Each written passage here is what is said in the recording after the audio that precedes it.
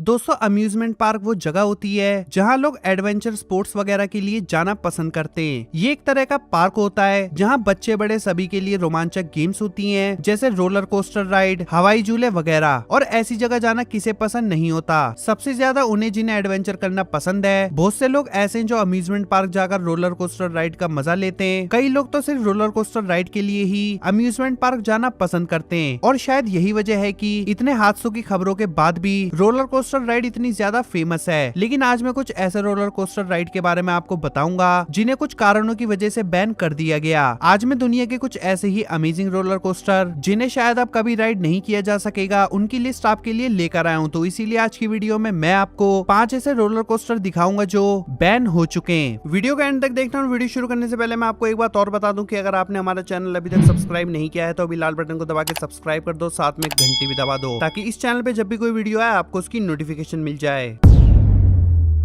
दी thunderbolt dream world amusement park. दोस्तों ये amusement park Australia के क्वींसलैंड में और आपके लिए ये एक बहुत ही अच्छी लोकेशन है। अगर आप एडवेंचर लवर हैं तो यहाँ की रोलर कोस्टर राइड इस पार्क का सबसे अमेजिंग पार्ट है। ये अम्यूजमेंट पार्क 35 साल पुराना है और थीम्स के बेस पर ये कई हिस्सों में बना हुआ है, जैसे ओशियन परेड, ड्रीम वर्ल्ड या रॉकलैंड वगैरह। इस पार्क का सबसे पुराना रोलर कोस्टर है थंडरबोल्ट, मगर बहुत पुराना होने के बावजूद ये लोगों को काफी ज्यादा पसंद आता है। इसकी एक वजह ये भी है कि ये ऑस्ट्रेलिया का सबसे पहला रोलर कोस्टर था जिसमें वर्टिकल लूप्स भी थे। और क्योंकि ये लोगों के बीच बहुत पॉपुलर था मगर बहुत पुराना होने की वजह से इसके ओनर ने करीब $5 लाख इस पे इन्वेस्ट किए, इसे बाकी रोलर कोस्टर्स के जितना सेफ और कंफर्टेबल बनाने के लिए। मगर अफसोस की बात वो इस चीज में नाकामयाब रहे। इसके बाद 2004 में इस रोलर कोस्टर को हटा दिया गया ताकि वहाँ कुछ नए और मॉडर्न एडवेंचर्स को जगह दी जा सके।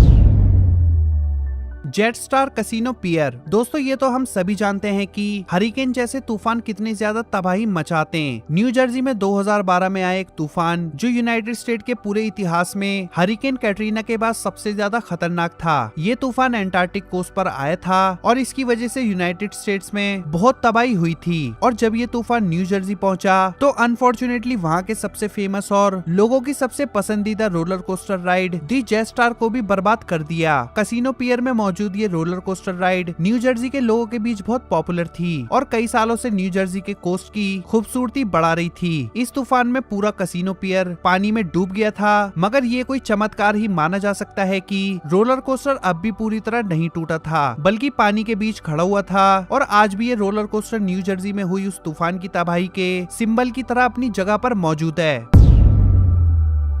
Big dipper. दोस्तों अब जिस रोलर कोस्टर के बारे में मैं आपको बताने जा रहा हूँ वो ओहायो के बेन ब्रिज टाउनशिप में मौजूद है। यहाँ की गीगल लेक अम्यूजमेंट पार्क को लोग काफी ज्यादा पसंद करते हैं। आपको बता दूं कि ये अम्यूजमेंट पार्क साल 1887 में खोला गया था और इस वजह से ही ये यूनाइटेड स्टेट्स का सबसे पुराना अम्यूजमेंट पार्क है और यहाँ की शान भी। साल 1920 में जब यहाँ रोलर कोस्टर राइड की शुरुआत हुई थी तभी से बिग डिपर इस अम्यूजमेंट पार्क का एक बहुत ही पसंद किया जाने वाला एडवेंचर बन गया था। मगर समय के साथ पुराना होने के कारण ये रोलर कोस्टर काफी खतरनाक हो गया था, लेकिन फिर भी इसे लोगों में काफी पसंद किया जाता था क्योंकि इसके आसपास ग्रीनरी का बहुत अच्छे से ख्याल रखा जाता था। आप सोच रहे होंगे कि जब इसका इतना ख्याल रखा जाता था तो इसे बंद क्यों किया गया। दरअसल इसके अलग अलग ओनर के चलते इसे साल 2007 में बंद कर दिया गया। आपको बता दूं कि जब ये रोलर कोस्टर बंद हुआ तब ये पूरा यूनाइटेड स्टेट्स का सबसे पुराना लकड़ी का रोलर कोस्टर बन चुका था और ऑफ कोर्स ओहायो का सबसे पुराना भी। और साल 2016 में इसे पूरी तरह तोड़ दिया गया।